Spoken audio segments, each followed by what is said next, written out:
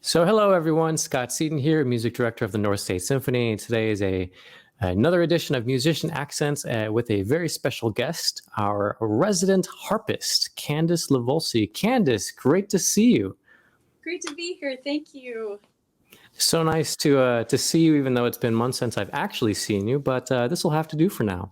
I think it was a little over a year ago. Yeah, it's been some time.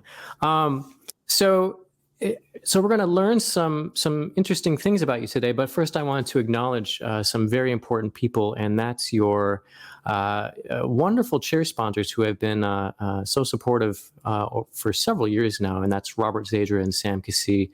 So such great people, and we're very thankful to have them as part of our symphony family. And it's always fun when we can all get together. So shout out to Robert and Sam. Hopefully you guys catch this. And hi, Sam. Mwah, mwah. Yeah, but our chair sponsors are amazing people, and it's really adopting, a member of the symphony and building this great relationship, and really learning a lot about the behind the scenes that happens with the symphony. So always a great thing to get involved with. If there's anyone out there who hasn't sponsored anyone yet, because we have some musicians who still need a parent to take them under their wings. But Candace, so yes. How have you been holding up this past year? Wow. Okay. So I think just like all the other musicians in the world, our reality came to a screeching halt. And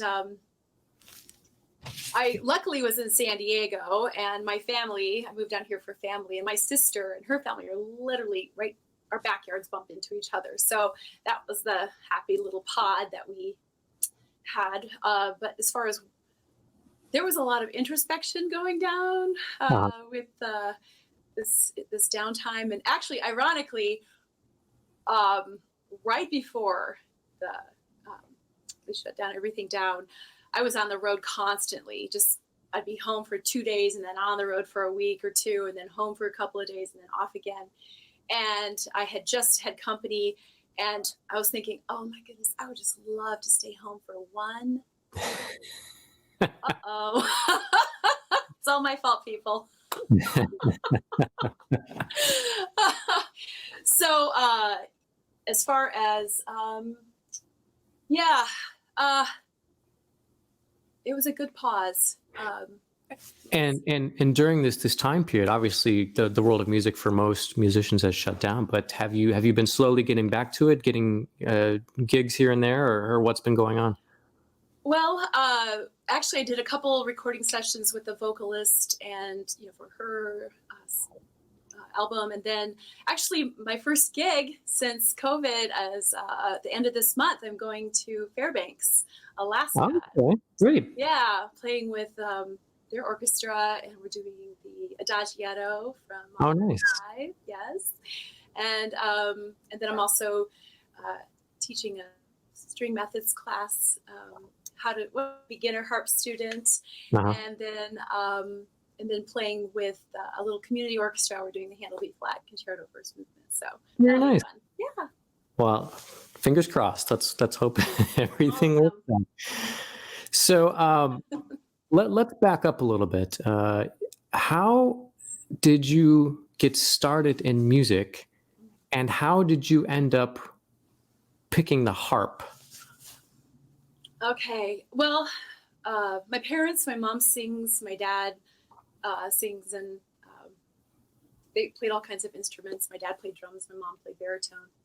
And so grew up with a house full of music, and I started playing piano, I think I was 6, and actually saw a harp for the first time. I was 8. Oh, wow. Yeah, and it was at the Spokane World's Fair. The World's Fair in Spokane, I should say. And dating myself here. And are you from Spokane? No, actually, I grew up in Battle Creek, Michigan. I didn't know that. Wow. Okay. Yeah, I'm a Michigander, Midwestern. Home of cereal. Home of Kellogg? Kellogg's, yeah. Yeah, we'd wake up in the morning, open the door. Smells like cornflakes. Yep. Yeah.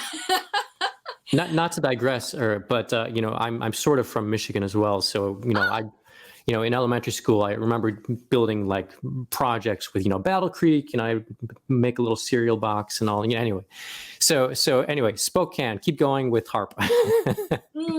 So I saw this harpist on stage. I still remember what she was wearing. It was an aqua, and it's the 70s, so they had those long bell sleeves, and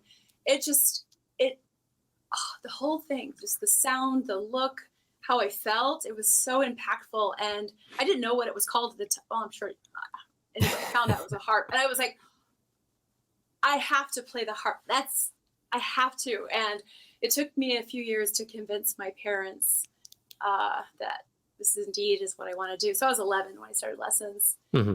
And then before that, grade school, you start to have to play, instrument for band. And so I'd watch the high school play, like, who's having the most fun? Percussionists. So that's what I started doing, played percussion from grade through high school. Mm-hmm. And then the harp at 11 and choir and all that fun stuff. So. Okay. So let's when you finally picked up harp, how did this all progress for you? How did you end up in California in the North State Symphony? So let's fill in that little gap. Okay, so it was a hard time finding a harp teacher in Michigan for sure. Mm-hmm. Then when she found out we were moving to, her name was Dr. Evelyn Iverson, mm-hmm. and she said, you must study with Marjorie Call at the University of Redlands.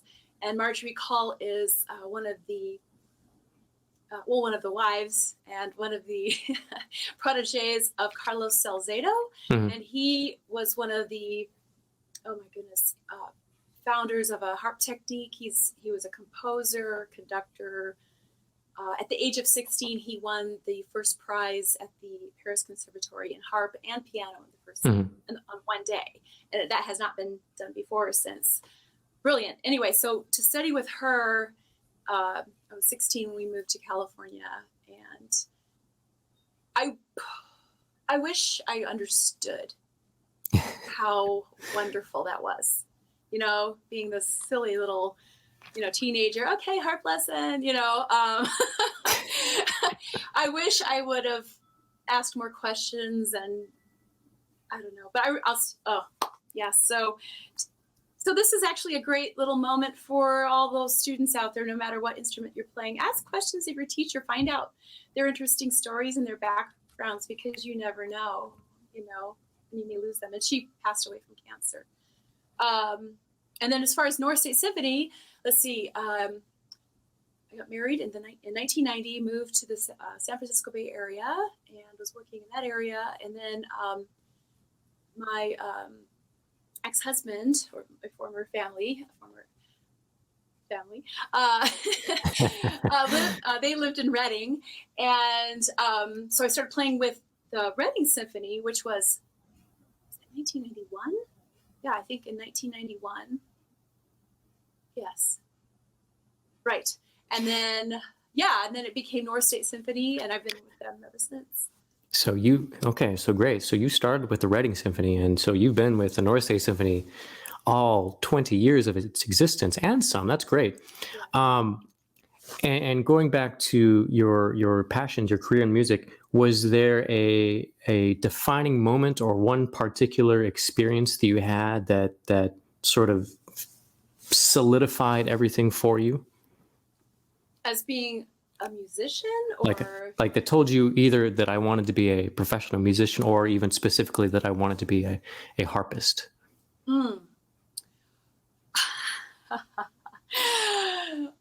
Well, I'd always been part of music, always. And I was actually doing a freshman year pre-dent.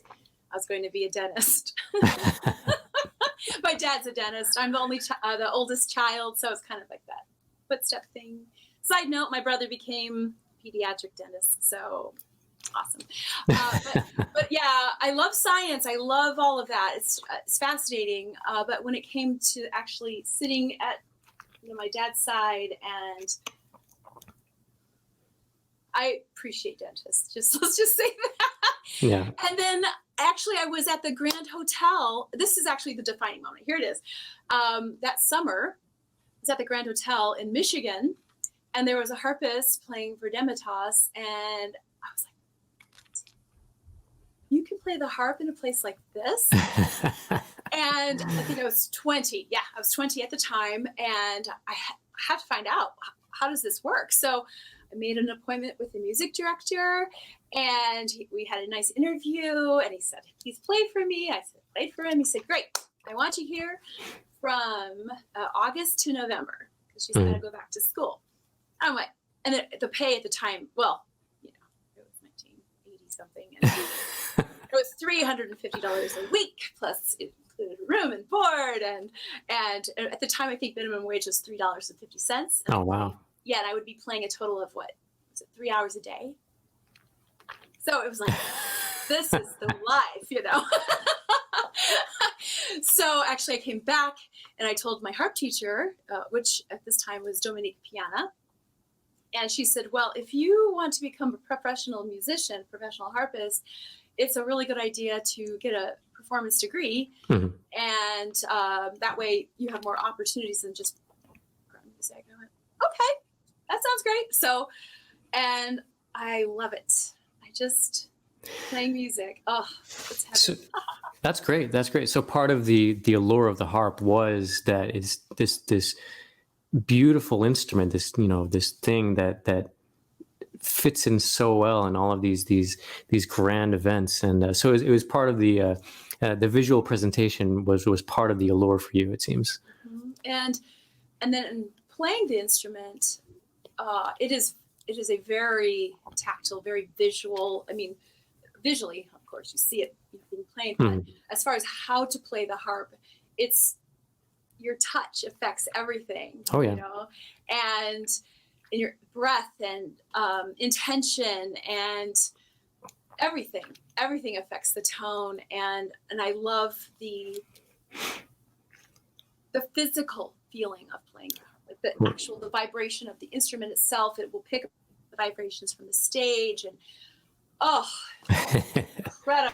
incredible. What is the most difficult part about playing the harp? I would say the pedals. I thought you were going to say lugging it around. Oh, yeah. Actually, meet Sophia Olivia. She had a little accident in February. She actually, I don't know how many thousands and thousands of times I've moved this harp.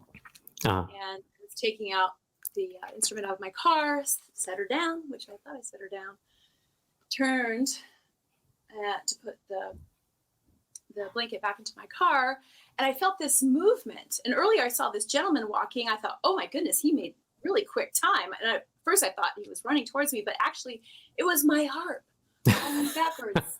Yeah. And this was at the Mondavi Center in Davis. And luckily they have a harp. They have 2 harps. The school has 2 harps.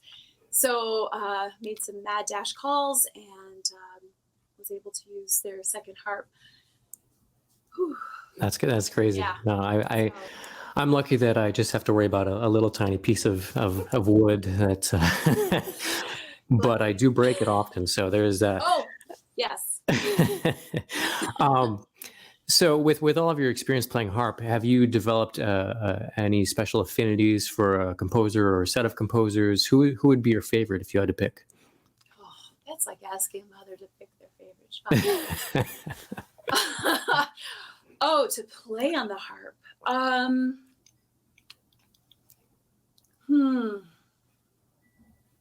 That's actually, I think I love Havanas. And I love Salzedo, just because Salzedo uses a lot of extra digital, you know, we use a lot of effects, and he came up with over 100 sound effects in their notations. Bernard Andres is a French composer. He loves to do that sort of thing. Yes, I like to explore. Uh-huh. around the sounds of the harp. Yeah.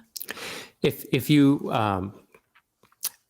wanted our listeners to listen to what you think would be your favorite piece that represents like the grandeur and the elegance of the harp, what piece would that be for you? Oh my word. Ah.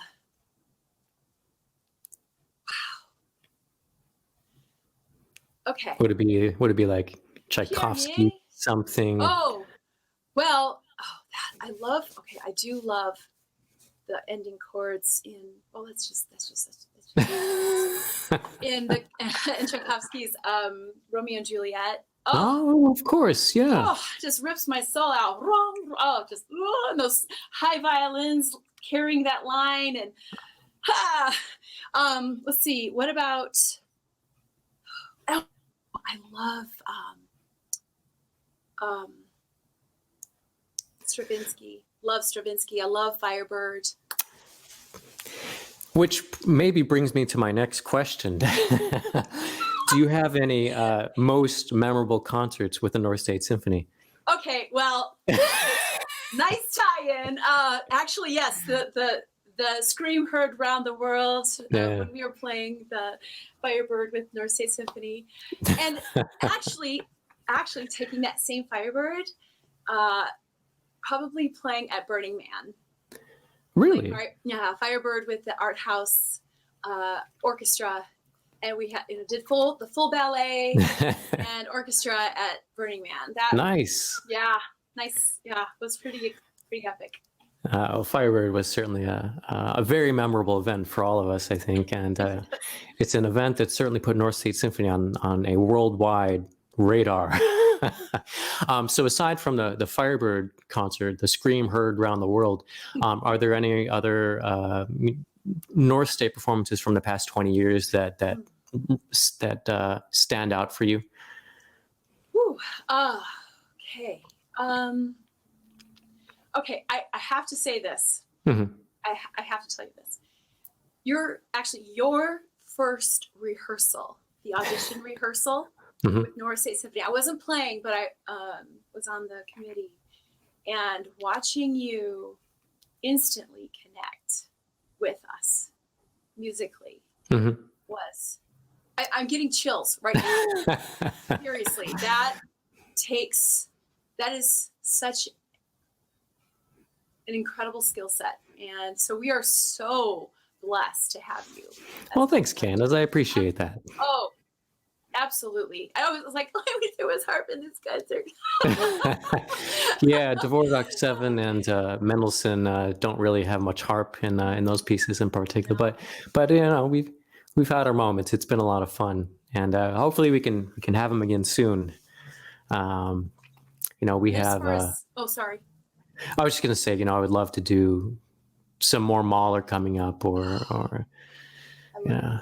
If there's any plethora of pieces that have such great harp parts, and I'm dying to have that large orchestra surround sound sensation. So hopefully sometime soon. Absolutely. And let's see, one other question I wanted to ask you. What do you do outside of music? What are your hobbies? What are your favorite pastimes? What other passions do you have? Okay. So this is the plus side of moving to San Diego. There is a huge Argentine tango scene here. Really? Okay. Mm-hmm. Yes, and I used to have to drive to Sacramento 2 hours from Redding for mm-hmm. A lesson or a milonga, and now 10 minutes right over there. Not bad at all. Yeah, there's many teachers, many studios, many milongas, and yeah. How did you get into tango? Whew. Let's see, it wasn't quite a direct route, but hearing the Go 10 Project's CD, one of their pieces was on Shall We Dance? Mm-hmm. Danced by Richard Gere and J Lo, and I was just, I love this song. And then that led to learning more about tango, and then I was at a Suzuki Harp Institute in Denver, and my roommate was Mary Kay Waddington, who is the sensei for the Suzuki method.